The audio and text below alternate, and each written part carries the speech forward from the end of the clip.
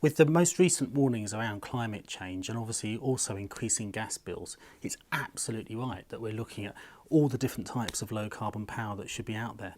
But a cold, hard look at that, I think, leads us to the conclusion that nuclear will take too long and be too expensive to make any difference. It crowds out all the investment, all the political attention for other much quicker, more effective low carbon technologies. It's a bit like the big kind of birdie bruiser at your cousin's wedding that drinks too much, knocks everyone else off the dance floor, crashes into the Black Forest Gatto before you've had a chance to have any of it. It pushes everything else out, and it's an old technology from last century. We need to move on. Well, on the technology, I'm inclined to agree with you. It's always puzzled me that we can have a nuclear reactor in a submarine, yet not in a village. My view is that nuclear is vastly over-costed. It's too protected, it's too guarded. We're so terrified of it. There's a sort of taboo surrounding it. So we make these buildings much, much too safe, bluntly. We could get far, far cheaper nuclear energy. I never think nuclear energy is the answer to the world's energy problems, although we have to remember that 50 years ago everybody did. We're wiser now. But I think to rule it out is frankly ridiculous. It is clearly low carbon. I tend to divide, since I'm something of an agnostic on aspects of climate change, my view is that if there's a genuine crisis of global warming, we've got to switch everything out of coal into gas, because gas is the quickest way of getting lower carbon emissions. And my solution to that terms is the dash for gas. I'm quite unashamed about that. But dash for gas is carbon.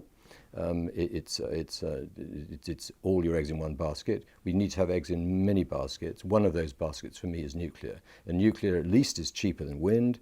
It's cheaper than a number of renewables. It should be cheaper than it is, but it's not something I'd ever rule out. It's crazy to think that just by repeating the same old energy policies of the past, we're going to end up with a different outcome.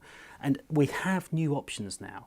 We have very fantastic energy efficiency technologies that don't get nearly enough the political attention or will that they deserve to really bring about a reduction in energy consumption. That's perfectly possible now because of those technologies, and yet we're not looking at it. Nuclear saps all the attention from that debate.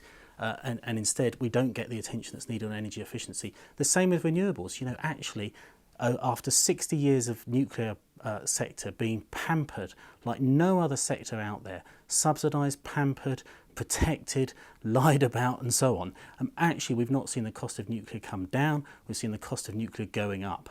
And yet, with renewables, we're seeing the cost of them plummeting year after year, 30% year on year in the case of solar, for example. The opportunities there for us are tremendous if we can just really get behind them. And of course, renewables isn't one technology, it's a whole family of technologies. So even if you don't like wind, there's a whole range of other ones, tidal, wave, solar as well. And we've got to unlock that potential. And the reason we don't at the moment is because we're obsessed with trying to repeat the same old energy policy of the past. Well, I don't disagree with anything about renewables, except that I think we're slaves to fashion in renewables. May well be one day the whole of the Sahara can power Europe, as some people once said. May well be that we can get nuclear very cheaply. Nuclear is itself inherently a very efficient carbon-free energy source. But the fact is, France, most of French energy was produced by nuclear. It is a proven source of energy. It's a proven source of expensive energy, but it's carbon-free. I come from a position, but I'm not that worried about carbon as some people are. I would rather we got away from it, and I think over time, as they have in America, we will be moving away from it.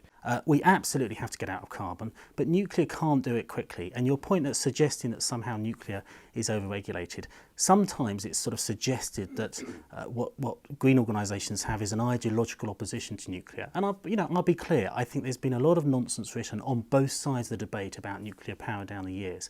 But actually, the point is, it's not a fear of nuclear science that I think holds modern environmentalists to have an opposition to nuclear. It's not a scientific question. It's a question about human behaviour. It's a question about project management systems, about the economics, around the politics of nuclear.